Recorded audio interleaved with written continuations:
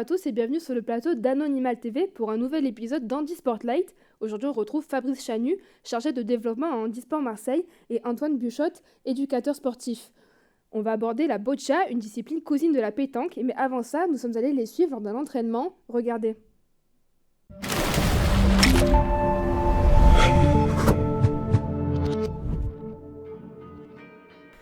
La boccia, cousine de la pétanque, est un sport qui peut se jouer seul comme en équipe et qui nécessite un vrai sens de la stratégie afin de toujours avoir un coup d'avance. Adaptée pour tous, elle permet aux joueurs de travailler leur motricité. Au Centre Bellevue, dans le 14e arrondissement de Marseille, les résidents ont un cours de boccia par semaine où ils peuvent s'entraîner et progresser. Dès que je suis arrivé ici, j'ai essayé et directement ça m'a plu. En fait, c'est un sport assez complet parce que il y a de la stratégie et il y a aussi de la force. Moi, je pense que la boccia, c'est un très bon sport. J'aime bien la boccia, voilà. Est-ce que c'est un sport qui vous fait progresser? Oui, beaucoup. Beaucoup avec les mains. Pour certains, l'enjeu est de taille puisqu'ils peuvent s'inscrire à des compétitions de boccia. Frédéric espère même intégrer l'équipe de France. Des fois, c'est compliqué en fait de s'entraîner, mais j'arrive en fait de le faire. Et moi, je voudrais faire aller, par exemple, en équipe de France de boccia. J'aimerais bien, ouais. J'ai découvert la boccia parce que j'ai toujours baigné dedans, parce que en étant plus jeune, j'en ai toujours fait et ça m'a toujours plu, parce que c'est compétitif et ça fait travailler en même temps la motricité du handicap et c'est pas mal. J'aime bien faire le sport en collectif, j'aime bien la compétition, j'aime bien gagner surtout. Des fois, il nous fait travailler court, des fois, il nous fait travailler le jeu long, en fonction de nos difficultés pour atteindre nos objectifs quand on va en compétition, parce que des fois, on est amené à aller en compétition selon le niveau qu'on a, selon les catégories que nous avons, on va souvent en compétition.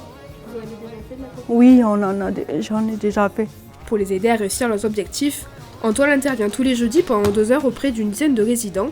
Jeux courts, jeux longs, force, précision et stratégie. Les entraînements abordent tous les aspects de ce sport. La boccia, c'est un peu comme à la pétanque, c'est-à-dire qu'on a le jack qui, à la pétanque, c'est le cochonnet.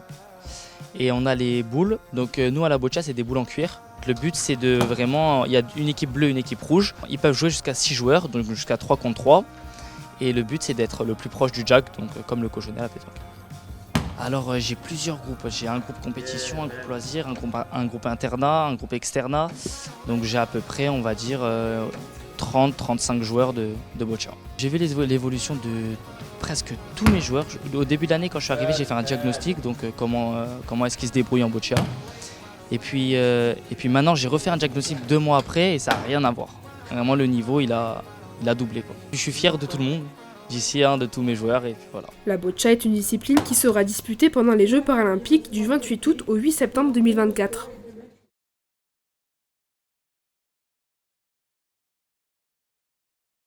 Donc bonjour à vous, bienvenue Bonjour. sur le plateau. Merci d'être avec nous aujourd'hui. Merci à vous. Pour commencer ce plateau, est-ce que vous pouvez rapidement vous présenter? Je vais commencer.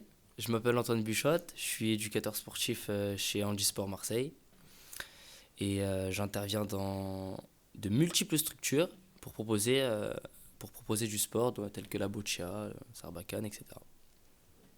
Et moi, je suis donc Fabrice Chanu, je suis chargé de développement au sein de Handisport Marseille et je suis lié à tout ce qui est administratif, partenariat. Ok, est-ce que justement vous pouvez un peu nous expliquer l'histoire de Handisport Marseille et comment vous en êtes venu à travailler avec eux? En fait, le club existe depuis 1966. À la base, c'est un regroupement de personnes handicapées qui voulaient faire du tennis de table. Et avec le temps, ça s'est développé avec le tennis de table, la natation. Et avec le suivi des axes proposés par la Fédération française handisport, parce qu'on a un club affilié à la Fédération française handisport, sont venus les axes de travail avec la boccia, par exemple, la sarbacane, toutes ces activités un peu nouvelles et qui permettent surtout de toucher des publics lourdement handicapés. Et dans ce cas-là, on a eu l'idée, il y a des années en arrière, d'aller directement proposer aux centres qui accompagnaient dans leur vie de tous les jours les personnes handicapées, s'il y avait possibilité d'intégrer leur structure et de proposer des activités. Et ça a été positivement accepté sur plusieurs structures, donc c'est comme ça qu'on a lancé les choses et que vous avez pu voir dans le reportage, quoi. Et vous, du coup, comment vous êtes arrivé à travailler avec Alors moi, je suis là depuis pas longtemps, c'est récent, je suis arrivé il y a 2 mois et demi chez Handisport Marseille. Donc j'ai rencontré ça, je me suis intéressé à Handisport Marseille, j'ai regardé un peu ce que c'était, qu'est-ce qu'ils proposaient, etc. Ça m'a bien plu, j'ai fait une demande, etc. Et après, maintenant c'est que du bonheur. Chez Handisport Marseille, que du bonheur. Justement, vous avez parlé que vous proposiez, donc vous proposez de la boccia, comme on a pu voir dans le reportage, mais vous proposez aussi d'autres disciplines. Est-ce que vous pouvez nous donner quelques exemples de ce que vous proposez en activité? Donc boccia. Antoine fait aussi de la sarbacane. On est aussi sur ce qu'on appelle les écoles des sports, c'est-à-dire la possibilité de rentrer dans des centres et de proposer des activités à des jeunes handicapés, de 6 à 16 ans. Donc dans ces écoles du sport, il y a l'école de natation. Il y a aussi de nouveau la boccia, le multisport et le parcours moteur. C'est ça. Et ensuite, il y a tout un pôle loisirs compétition en tennis de table et en natation. On a une belle équipe de natation qui part en championnat de France régulièrement, entraînée par Sophie Casga. Et ça se passe très très bien. Et justement, ces activités sont proposées à tous les types de handicap, ou il y en a qui ne sont pas forcément concernés. Quel genre de handicap vous encadrez en fait? Alors, Handisport Marseille, on est sous les axes de la Fédération française handisport. Donc le public, c'est le public handicapé moteur et ou sensoriel. Est-ce que vous pouvez un peu expliquer moteur ce que ça veut dire et sensoriel ce que ça veut dire? Un handicap moteur, c'est toutes les personnes atteintes des membres inférieurs ou membres supérieurs. Donc ils peuvent se retrouver, pour faire grossièrement, en fauteuil roulant ou avec des problèmes comme moi, avec une agénésie. Et tout ce qui est problème sensoriel, c'est toutes les personnes qui sont malentendantes, sourdes ou malvoyantes et aveugles. D'accord. Justement, vous vous entraînez surtout l'équipe de boccia, enfin les adhérents qui veulent faire de la boccia. Oui. Est-ce que vous avez certains sportifs qui sont à haut niveau et comment est-ce que du coup vous gérez les entraînements par rapport aux différences du niveau? Alors moi, par exemple, je prends l'exemple de Bellevue, là où on a tourné. J'ai différents groupes, c'est-à-dire j'ai des groupes de niveau, j'ai un groupe compétition et j'ai des groupes plutôt loisirs. Donc, donc les groupes, ils sont faits par groupe de... Enfin, il y a aussi des groupes de niveau, enfin, ils ont été faits par groupe de niveau. Et puis oui, j'ai certains joueurs qui ont vraiment le niveau pour aller plus loin dans la boccia, comme les Paralympiques, etc. Et du coup, ils s'entraînent tous ensemble. Là, c'était le jeudi matin. Ou est-ce que vous avez des créneaux particuliers? J'ai des créneaux toute la semaine. En fait, j'ai le mardi, le jeudi, le lundi. Donc, c'est vraiment toute la semaine et chacun a 2 heures d'entraînement. Okay. Et c'est des entraînements du coup qui sont adaptés oui, toujours. Au niveau... Okay. Toujours adaptés à leur handicap. Ah, okay. Est-ce que justement, du coup, vous pouvez nous réexpliquer le but et le concept de la boccia? Alors la boccia, c'est de la pétanque réadaptée pour les personnes en situation de handicap. Donc ça se joue avec des balles en cuir. Donc on peut jouer jusqu'à 6 joueurs, c'est ça Fabrice? C'est jusqu'à 6 joueurs. Et le but, c'est comme à la pétanque, on a un cochonnet mais qui à la boccia s'appelle le jack, qui est une balle blanche. Et le but, c'est de mettre les balles le plus proche du jack, en fait. C'est comme à la pétanque. Et celui à la fin qui a les balles les plus proches du jack, on compte le nombre de points et ça va pour son équipe. Et il y a les rouges et les bleus. Et ça se joue en combien de Ça manches? se joue en 4 manches.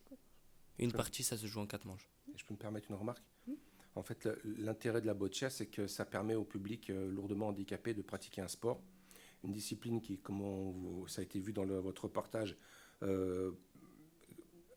initie quand même des mouvements qui sont de l'ordre de la rééducation et qui permettent à ces personnes de faire de la pratique sportive et aussi de la stratégie, parce que la boccia, ça reste quand même de la stratégie. Et c'est passionnant pour nous parce que ça permet pour ce public lourdement handicapé de pratiquer un sport, mais aussi d'accéder à des compétitions. Et alors maintenant, ça devient un peu plus compliqué parce que le niveau monte en flèche, mais même d'accéder assez rapidement à des compétitions, ce qui était très gratifiant pour un public qui était souvent isolé de toute activité. Et justement, vous parlez que ça fait progresser en fait les joueurs, ça leur fait travailler. Est-ce que c'est que au niveau de la motricité ou c'est à d'autres niveaux? Qu'est-ce que ça apporte de jouer à la boccia en fait pour quelqu'un qui est en situation de handicap? Du coup, ça leur donne une force mentale. C'est-à-dire qu'ils ont l'esprit compétitif, ils ont l'esprit d'équipe et ils ont la bienveillance entre joueurs. Dans le groupe, ils ont une bienveillance qui est vraiment géniale. Et puis voilà, ça les aide au quotidien, je pense que ça leur fait vraiment... Oui, puis tu as raison, en plus ils se déplacent, ils sortent du centre. Ouais. Il y a l'unité de la notion d'équipe, de l'esprit de corps, c'est-à-dire qu'on défend des couleurs, on défend un club.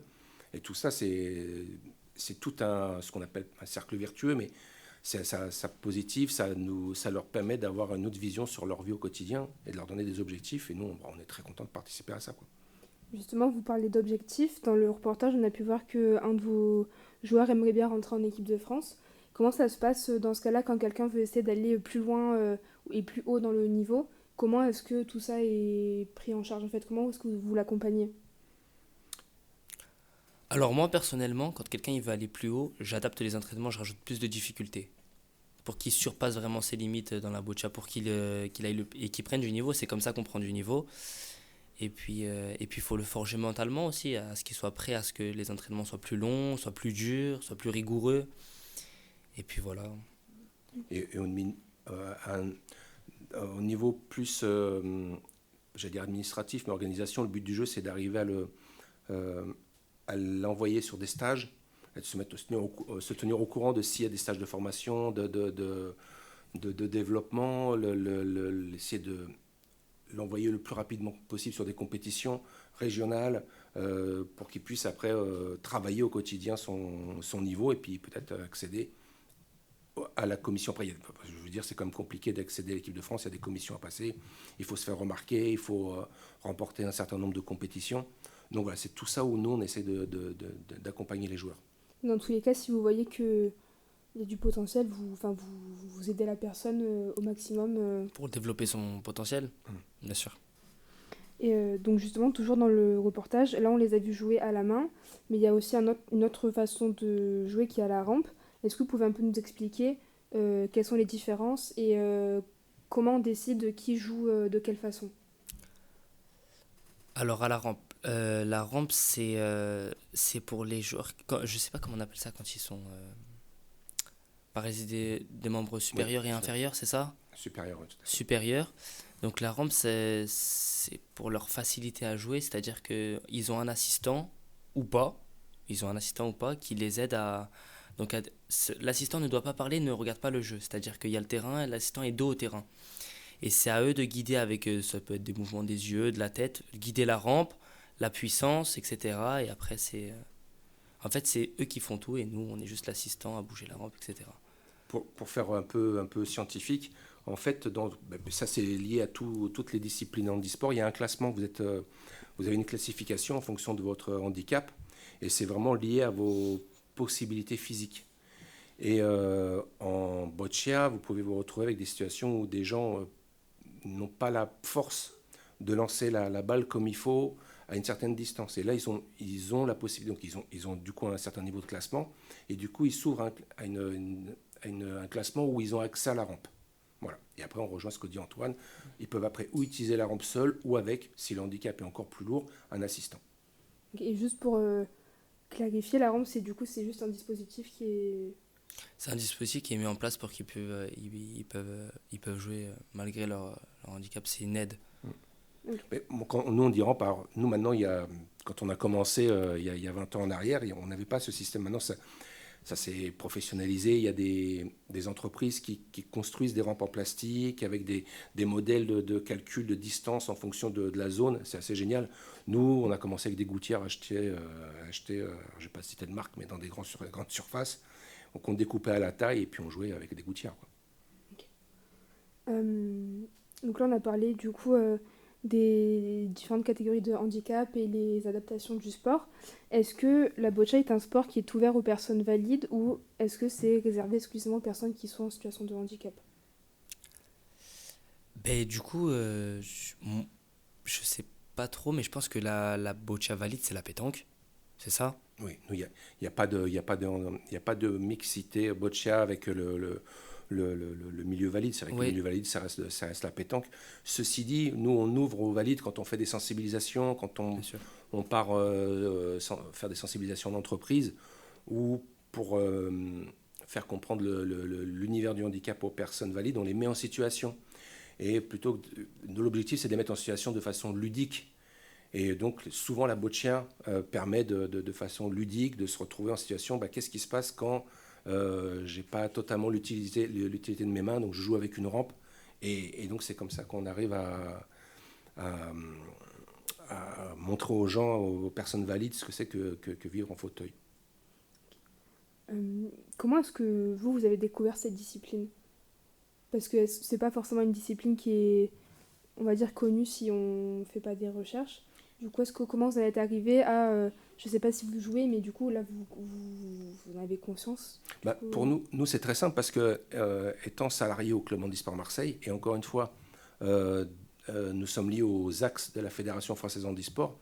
Ça fait des années que la Fédération française a pressenti, a senti arriver ce genre de discipline et nous a proposé d'aller vers la boccia. Après, on parle de la boccia, mais il y a plein d'autres disciplines où la Fédération française handisport nous incite à les sports en pleine nature, les déplacements en joëlette, parle de la boccia. Enfin voilà, il y a le parcours moteur, toutes ces disciplines qui émanent.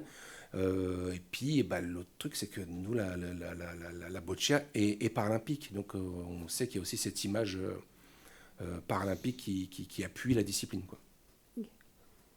Donc la boccia, c'est plus de 3000 licenciés en France et 224 structures qui proposent la discipline. Est-ce que vous trouvez qu'à l'échelle départementale, vous êtes bien pris en charge et accompagné? Moi, je trouve que oui, on est bien accompagné, que ce soit par le comité départemental, par le comité régional. Il y a un très bon suivi sur la boccia. Franchement, il y a des compétitions régulières qui sont proposées à l'année. Il y a un suivi aussi auprès des joueurs, il y a des classements. Franchement, je trouve on est très bien suivi par les comités. Ouais. Et puis même au niveau du... après, je ne sais pas comment fonctionnent les... nous, je sais qu'on fait des demandes auprès des institutions, conseil départemental, qui nous permettent d'acquérir le matériel comme les rampes, les jeux de balle. Enfin, il faut savoir qu'un jeu de balle, c'est 400 €. Voilà, donc c'est tout ça, on monte des financements et on est plutôt bien soutenu. On a un bon soutien financier, quoi. Ouais. Est-ce que pour vous, il y aurait encore des choses à améliorer? Que ce soit en termes de visibilité, en termes d'accompagnement, en termes dans ce sport-là, est-ce qu'il y a des choses qui pour vous mériteraient une amélioration, un suivi un peu plus particulier? Vous voulez une liste complète? Oui, il y a plein de choses. Effectivement, ça va de la reconnaissance de la discipline à la visibilité, à peut-être un peu plus de moyens. Voilà, nous, je sais qu'à notre niveau, peut-être quand on en parle le mieux, on parlerait le mieux, c'est ce qui est difficile parfois, c'est pour amener nos sportifs qui ont un handicap lourd, ça nécessite quand même une gestion, une infrastructure en termes de véhicules adaptés, et ça c'est parfois un peu compliqué. Voilà, en fait, c'est-à-dire que quand on part en compétition, ça rime, c'est expédition. Voilà, on part 4 jours en expédition, voilà, et c'est parfois un peu lourd. C'est vrai. Je suis d'accord avec ce qu'il a dit Fabrice, c'est compliqué. Enfin, les déplacements, il faut qu'on prévoie à l'avance, mais vraiment, il faut vraiment qu'on prévoit à l'avance. Le suivi médical. Oui, il y a le suivi médical. Voilà. C'est toutes ces choses-là qui voilà. On ne peut pas partir du jour au lendemain en se disant on part en compète de boccia comme ça. Et du coup, est-ce que vous pouvez un peu expliquer, quand vous partez en compétition, justement, comment ça se passe? Parce que vous expliquez qu'il faut prévoir à l'avance, mais qu'est-ce qu'il faut prévoir? Qu'est-ce que ça implique en fait d'amener des joueurs en déplacement plusieurs jours Alors, en fait, les personnes, comme vous avez vu, sont en fauteuil roulant. Donc, elles sont en fauteuil roulant en permanence. C'est-à-dire que déjà, il vous faut un véhicule adapté pour pouvoir les transporter avec une rampe. Donc ça, il faut établir un partenariat pour pouvoir l'avoir. C'est des gens qui sont en centre, donc il faut sortir du rythme du centre. Certains ont quand même un suivi médical, donc ça veut dire être capable de transposer le suivi médical sur 3 jours dans le Var, 3 jours à l'autre bout de la France, dans un hôtel. Ça veut dire le déplacement jusqu'au site, aller à l'hôtel, avoir des accompagnants parce qu'il faut les aider à se préparer, à se remettre sur les fauteuils pour le coucher, le lever. Et ensuite, la compétition. Après, la gestion de la compétition, l'accompagnement, alors ça c'est Antoine, l'accompagnement sur la compétition, la gestion du stress, le coaching, le retour au centre. Voilà, c'est toutes ces choses-là qui demandent une certaine organisation. Bien sûr. Est-ce que vous pensez justement, fin août, il y a les Jeux paralympiques qui vont commencer. Est-ce que vous pensez que le fait que ça soit une discipline qui soit jouée aux Paralympiques, ça va donner de la visibilité à ce sport et permettre peut-être à d'autres personnes en situation de handicap de se lancer justement pour faire de l'activité physique? Moi, personnellement, je pense que oui, ça va donner énormément de visibilité, surtout que c'est à Paris, donc c'est en France. Je pense que les gens vont s'intéresser encore plus aux Jeux Olympiques, vu que c'est en France. Je pense vraiment que ça va donner énormément de visibilité à la boccia, et pas que la boccia, bien sûr. Et puis on verra bien, hein. On verra bien comment ça se déroule. Et alors, de mon côté, moi je pense que ça passe par, comme c'est médiatique, je pense que, et j'ai vu ça parce que les derniers JO, on a vu en fait, ça passe par les commentateurs. C'est-à-dire qu'il y avoir une discipline et avoir un commentateur qui explique clairement la discipline. Voilà, qui permet aux spectateurs de comprendre et de s'impliquer par exemple dans la boccia. Voilà. Et je pense que c'est à travers eux que je pense que l'engouement pourra se faire. Donc pour eux, ça va dépendre plus des personnes qui encadrent la diffusion que de la diffusion en elle-même. Les deux, je pense que c'est les deux. Voilà. Okay. Voir la boccia, ça va être bien, mais si les commentateurs arrivent à éclairer, je le sais parce que j'ai vu ce qui s'est passé il y a 4 ans, quand les commentateurs sont vraiment du giron du handisport et arrivent à expliquer ce qu'on a essayé d'en gros de vous expliquer, la classification, l'implication, le taux de travail pour arriver à ce genre de niveau, le spectateur, je pense, sera plus touché par la situation. Du coup, est-ce que vous pensez que les gens sont, entre guillemets, moins intéressés parce qu'en fait, ils ne comprennent pas? Ou est-ce que c'est juste... comment vous expliquer en fait que les Jeux paralympiques fassent moins parler que... Est-ce que je peux vous donner juste une anecdote? Bien sûr. Je n'y connais rien en plongeant aux Jeux paralympiques, mais vraiment rien de rien. Et j'ai regardé ça il y a 4 ans, et je me suis retrouvé à me dire « Ah, le premier plongeon, il est magnifique ». Sauf qu'il y a un commentateur qui tout d'un coup a commencé à dire « Ah oui, mais attention, il y avait trop d'eau, les pieds ont été un peu décroisés, etc. » Et au bout du 5e plongeon, mon œil était affûté. Je commençais à comprendre « Ah oui, en fait, tel plongeon n'est pas si parfait que ça. La note, je comprends pourquoi elle n'est pas aussi splendide que moi j'imaginais. » Et j'ai compris qu'en fait, effectivement, c'est le commentateur qui nous guide au moins sur les stratégies des joueurs, la classification, les résultats, parce que des fois, ça peut être un peu ubuesque de certains résultats si vous n'avez pas le décodage, quoi. Et je pense que ça prend le spectateur par la main et que ça l'amène à la discipline, quoi. Okay.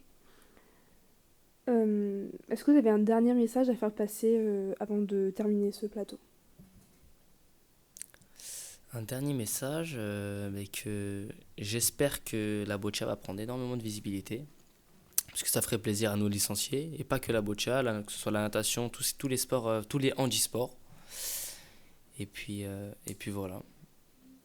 Et puis je suis content d'être venu ici. Bah oui, puis je pense que déjà merci, parce que vous êtes déjà en train de faire un pas vers cette demande, donc c'est génial. Merci beaucoup de nous avoir accueillis. Merci à vous d'avoir accepté l'invitation. Merci à vous d'être venu sur le plateau aujourd'hui. Merci à la régie, merci à vous de nous suivre tous les jours et à bientôt sur Anonymal TV.